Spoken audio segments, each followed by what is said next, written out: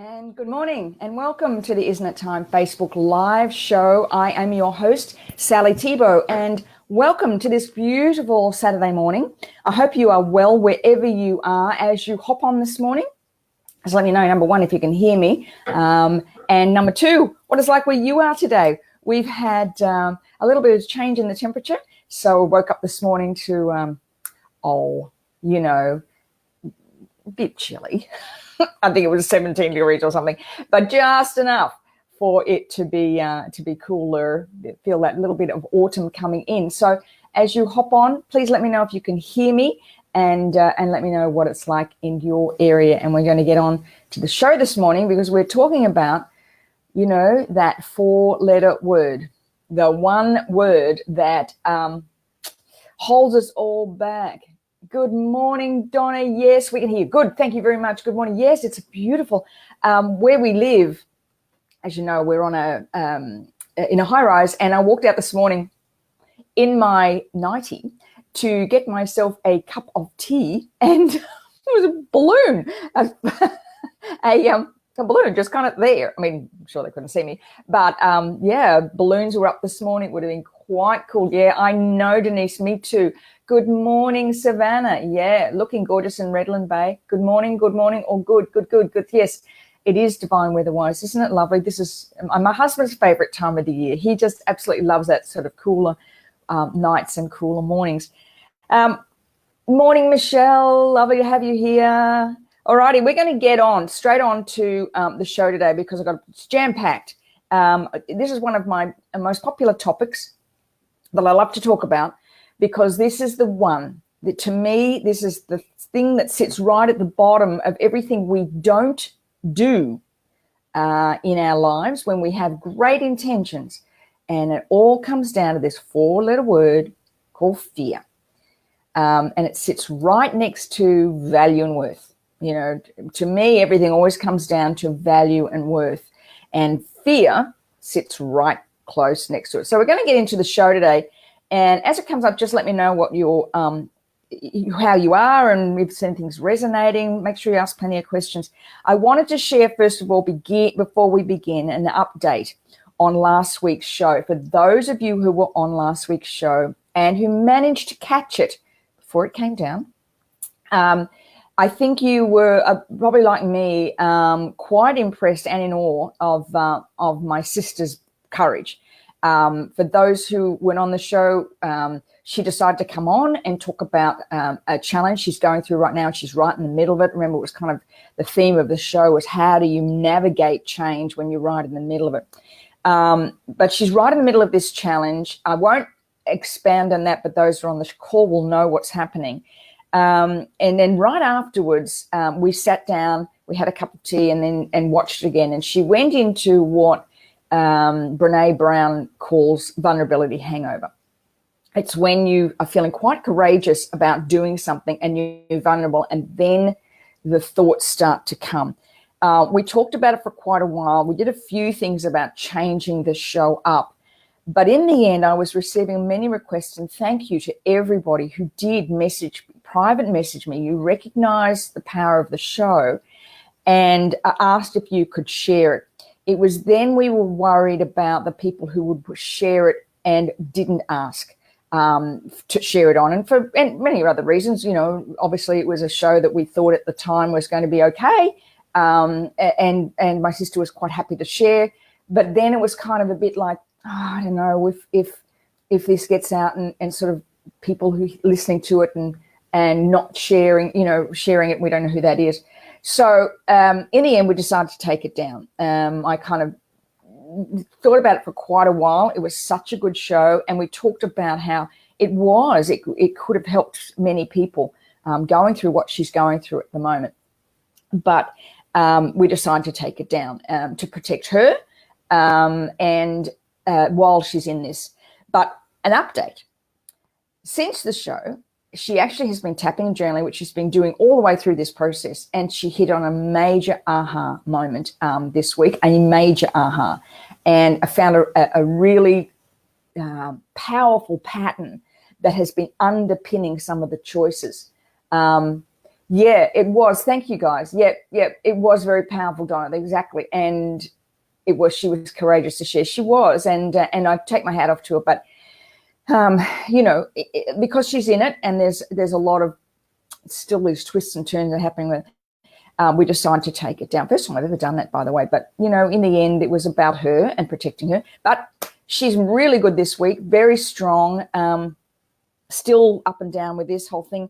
But she's going to come back on a show in a couple of months when all this is over, when it's all done and dusted. She'll come on and we'll actually share a little bit more of the story, and you can share her journey. So thank you, everybody who sent those wonderful messages last week, all those who commented. It was, for me in particular as a sister, it was wonderful that she was so open. We actually had a wonderful weekend. My three sisters, so there's four sisters and my brother.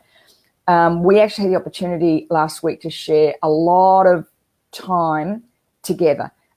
First time ever we can think of that four sisters have been together, other than, we did some traveling together, but really have a real girls' night, just sit around, just talk about what, she is Savannah. She's an amazing woman. Just talk about, where we are, what we're doing, what's going on in our lives. So it was a really powerful weekend, only taking me a week to get over it. My sisters know how to party, but we had a great time. So thank you, everybody. As I mentioned, so that's a little bit about the show, why we took it down. I have kept it, but it's just not live, and it's just one of those things that's that just happened, and in order to protect her. And there's one of the things about social media, we really do need to be very careful sometimes of people's emotions and what's going on. So that's what's happened. She's all good, we're all good, and we're going to do a great show because it kind of led on really to the topic for this week. Thank you, Denise. It was amazing to hear her story and to hear her strength, and I'm sure she's going to be watching this show at some point today, so she'll know. So thank you, everybody, again, as I said, who have who commented. Thanks, Michelle. She was amazing to be strong on the show. And it's kind of that's courage. It really is courage, to say, okay, I'm going to share this, and then you kind of think, oh, it's thanks, Denise. Yeah, wise decision. Absolutely, I agree with you. It was one of those things that we made a decision as a family to put her first, so, and her safety and just what she's going through first. And so we're all good. Let's get on to fear, shall we? Let's get on to fear. So, fear, it's, as I said before, it's that four-letter word, and it can impact so much in our lives, and it can impact so much on the decisions we make.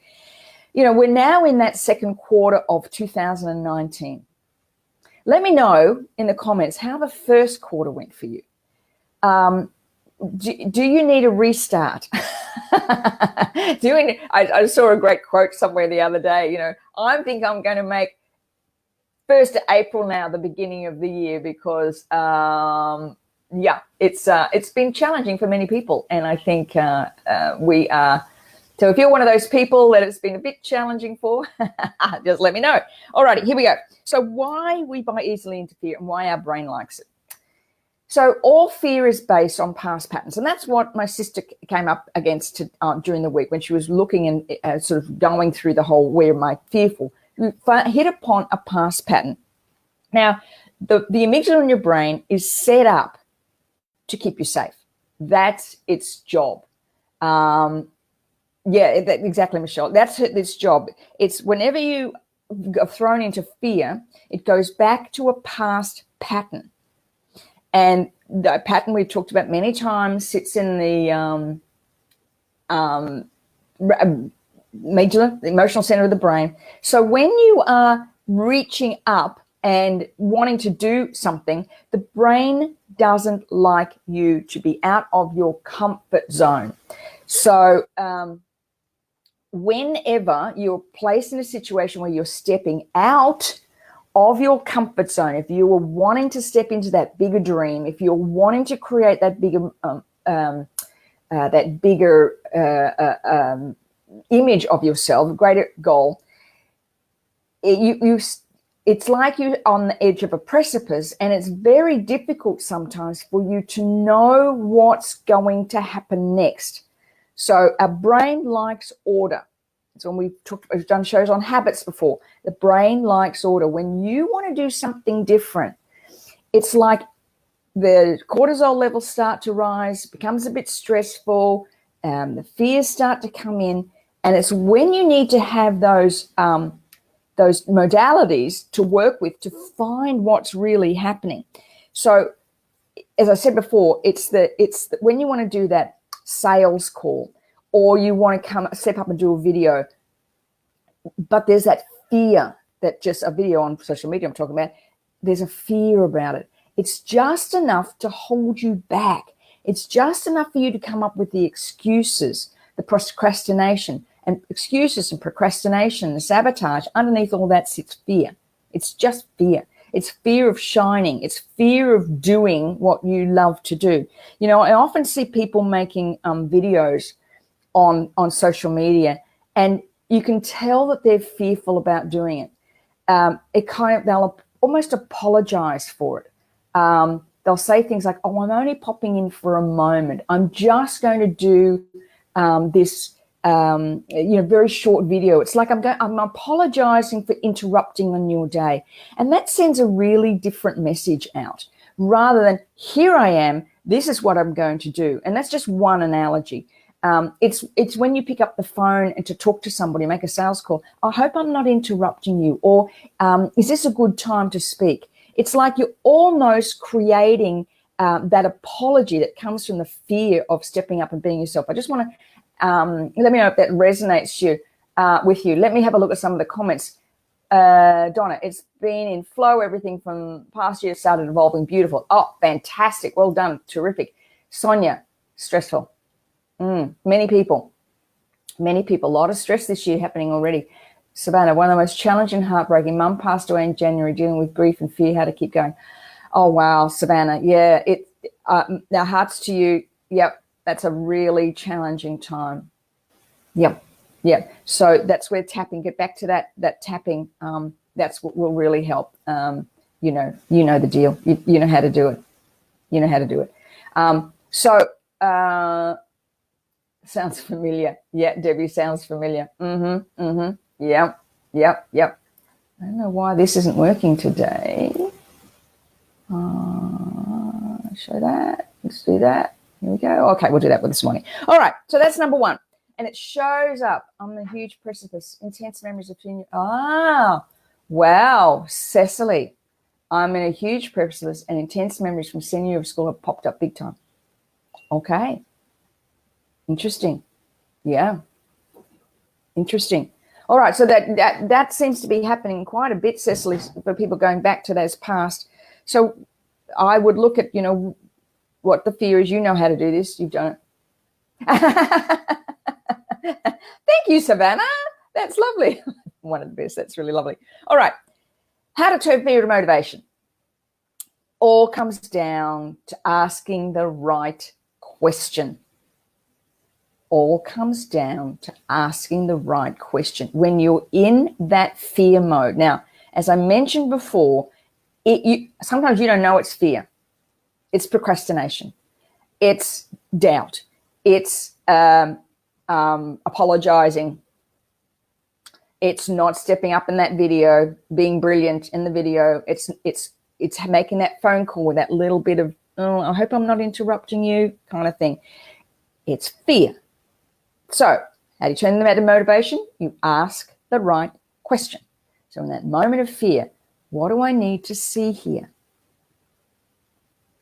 What pattern am I playing out here?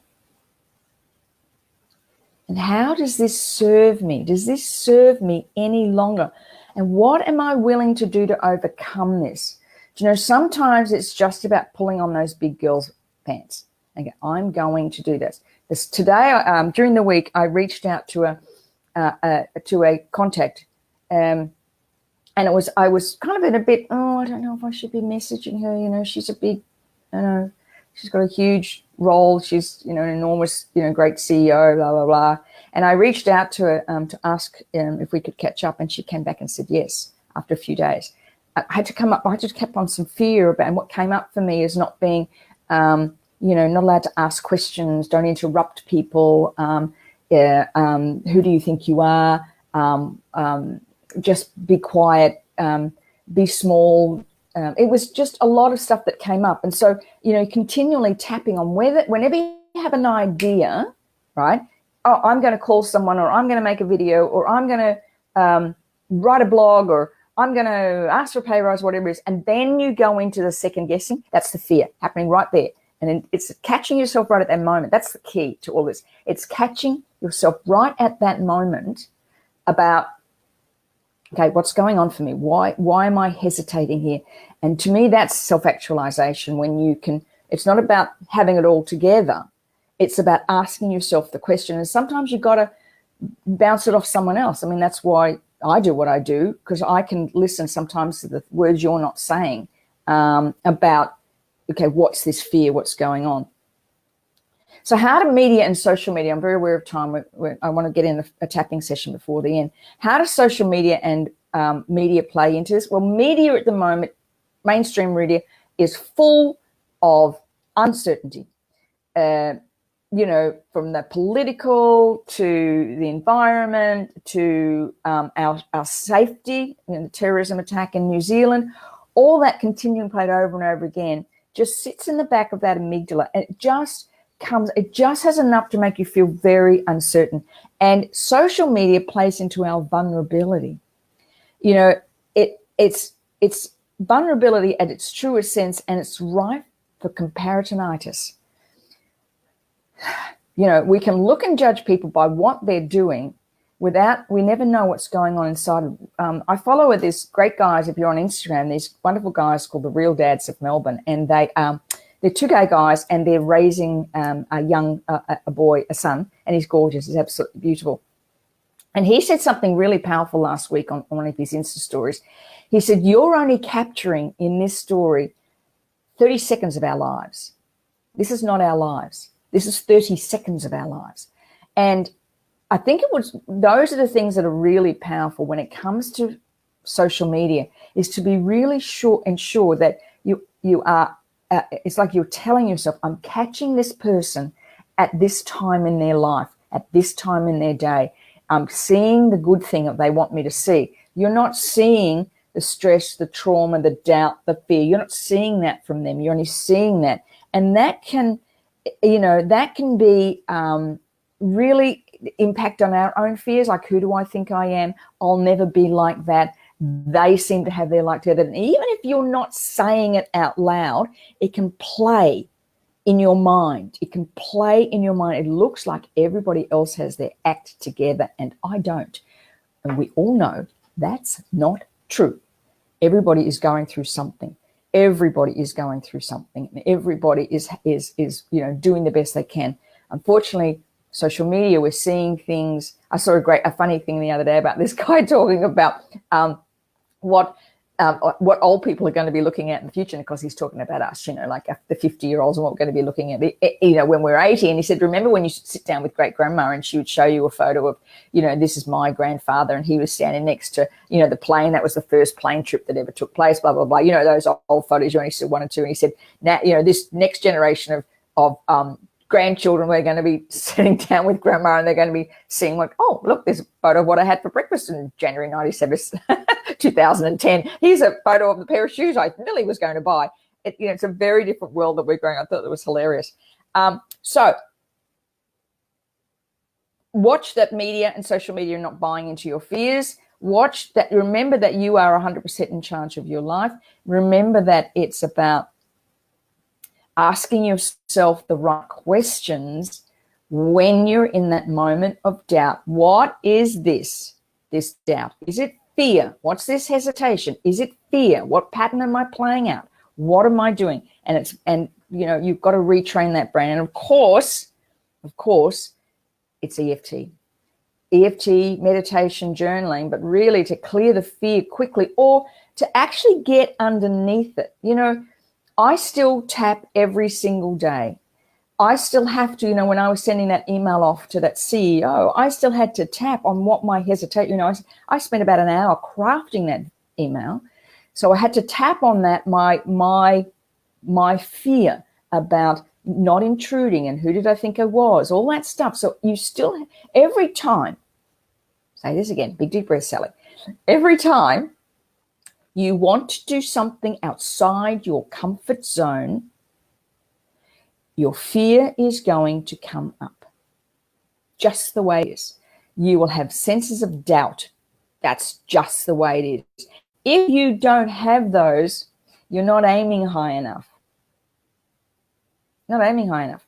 If you don't have fear and you don't have doubt, you're not aiming high enough. You're not pushing yourself outside your comfort zone. If everything is too easy right now, you're not pushing yourself outside your comfort zone. It's just not happening. And so, I know for me, sometimes I think, oh, maybe I just go play golf. Be a lot easier. No, I'm not going to do that. I'm constantly, okay, where can I go? How can I make what I do bigger, better? How can I create that bigger dream for myself? Because to me, when you start to settle, it's when you start to get old. I'm not going to do that. So the thing about EFT, though, is that it is something that you need to do continuously. There's a story that I've shared on the show. What happened when I was 10 years old. And I often go back to that because there were so many aspects. And what happened was, for those of you who may not have heard the story, I was 10 years old. The nuns asked me to sing in front of class one day, and I sang, and they were all amazed, the voice of an angel. And one of the nuns wrote a letter home to my mom and said, look, she really needs to have singing lessons. This girl's got wonderful talent. I just love singing. I was like, I just love to sing and to perform. And of course, there was no money in those days for singing lessons. I mean, most of you have probably grown up in similar families where we just didn't have that type of money, 5 kids in Catholic school and one wage, all that stuff. So the nuns asked me to sing, beautiful, send a letter home to mum. And then they asked me to sing in front of the school, the whole school now. Whole school, it was so ill. I think it was about 350 or 400 girls in the school. And when I got up to sing, I was so nervous because there was only ever one girl that ever got to sing in front of the whole school. Her name was Suzanne Singer. Suzanne Singer? Suzanne something like that. Maybe I just made that up. Her name was Suzanne something. Maybe I just connected singer. But she was just singing all the musicals. There was only one other girl that was asked to do that, and that was her. But when I got up, I was so nervous I forgot the words and I couldn't sing. And I was just mortified. I remember standing on stage, and there was a whole series of aspects around that I've had to tap on. It later on in life was my fear of public speaking, my fear of getting things wrong, fear of speaking my truth, fear of speaking on the phone when I couldn't see other people's reactions. And that one incident actually had so many aspects to it. It still pops up every now and then for me. It was why was it so important for me at the time? Because that's what I had seen myself going to do for the rest of my life. I thought I was going to be a singer and an entertainer. That was my dream. And that one moment changed everything. Interesting that, now rediscovering my purpose, that's kind of put that talent, what I loved about being on camera and all that stuff, into what I do now. So it kind of just worked out okay, but not where I want it to go. So many of the things that have happened in my life now, I can relate to that time.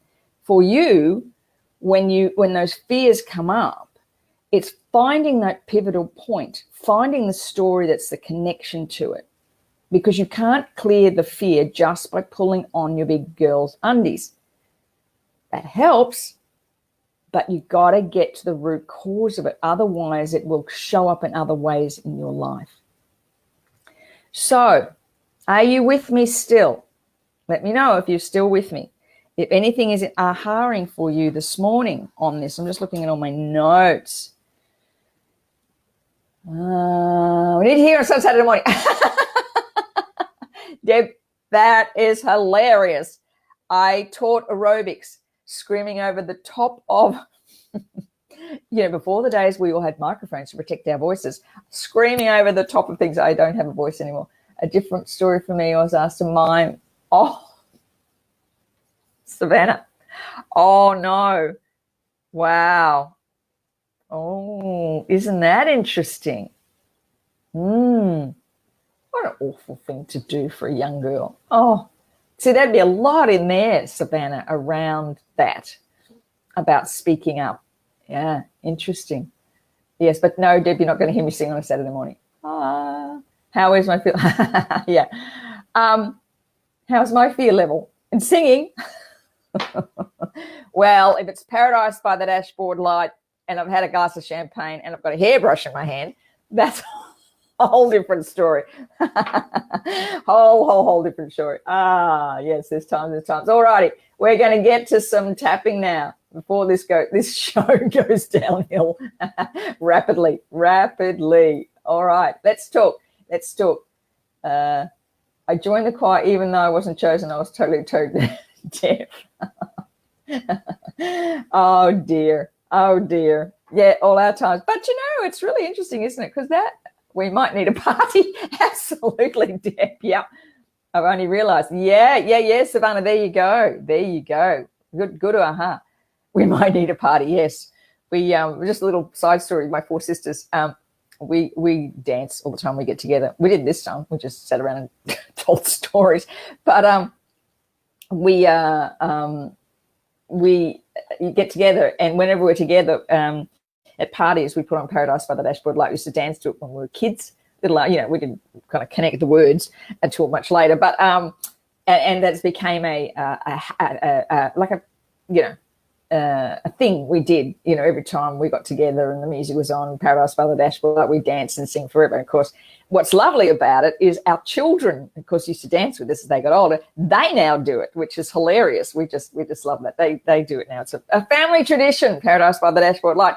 And my daughter was at a party one night and sang it at the bar, and everybody said, "How do you know all the words?" She said, "I've heard this all my life."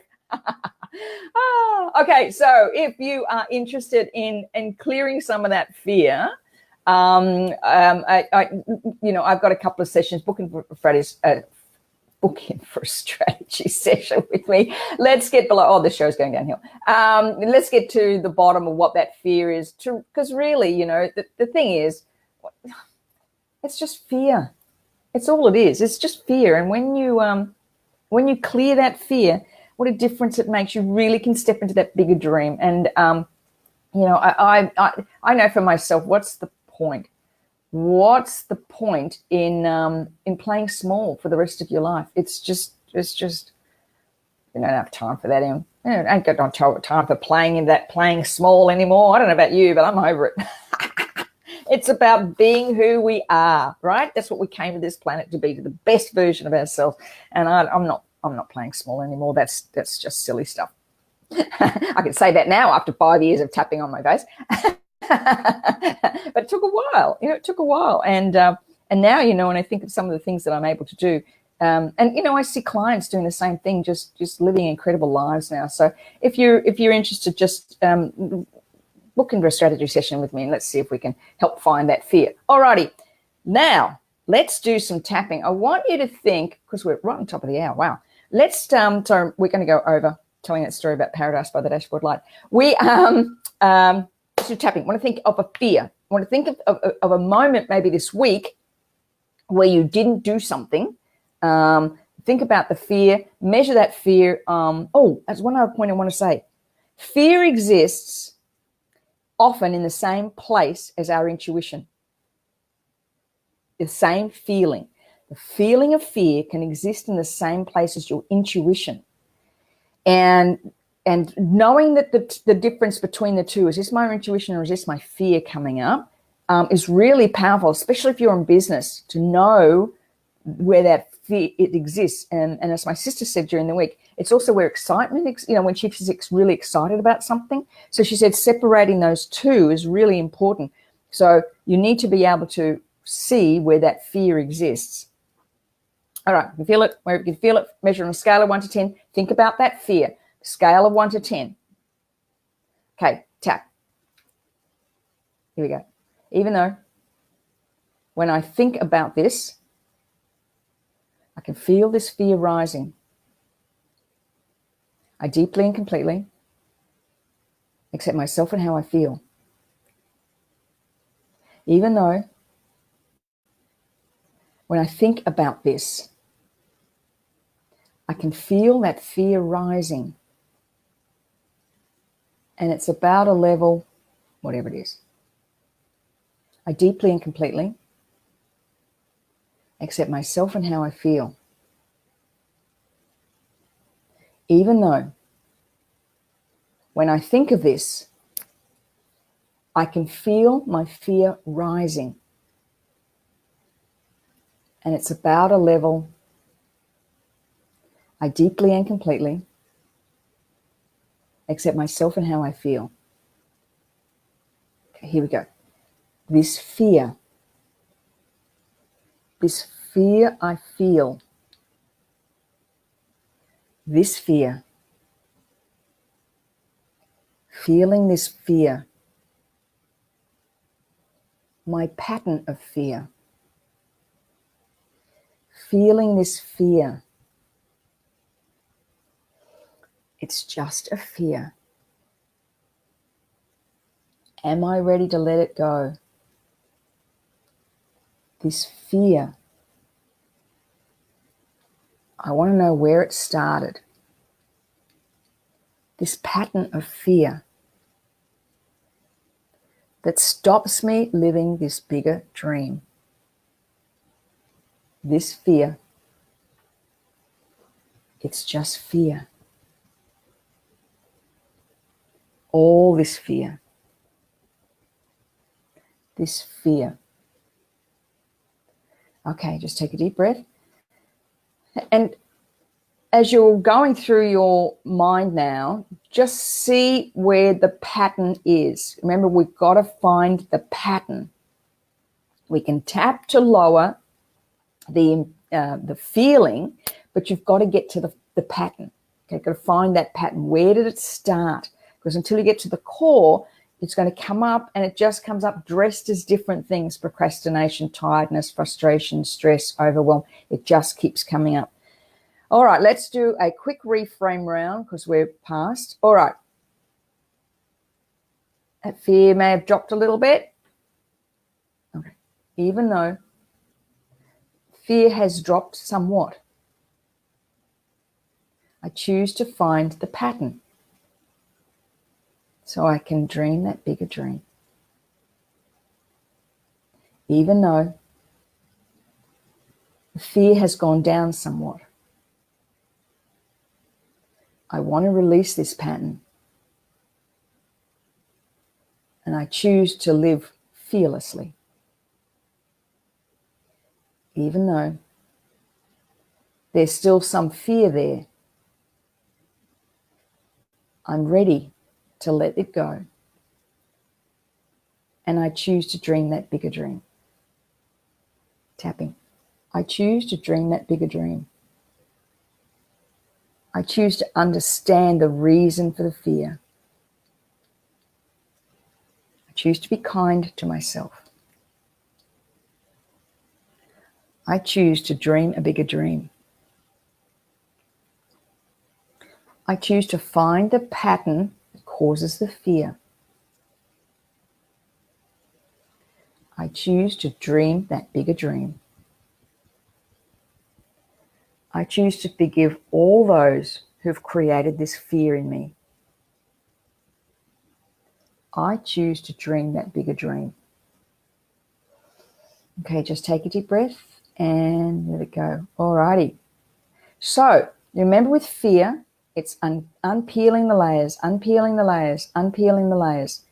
When you feel that fear arising this week, you write down your intentions I'm sure that you do, every week, so where you're heading, and then look at the steps that you're going to take to ensure those intentions happen this week, and then be mindful of what comes up.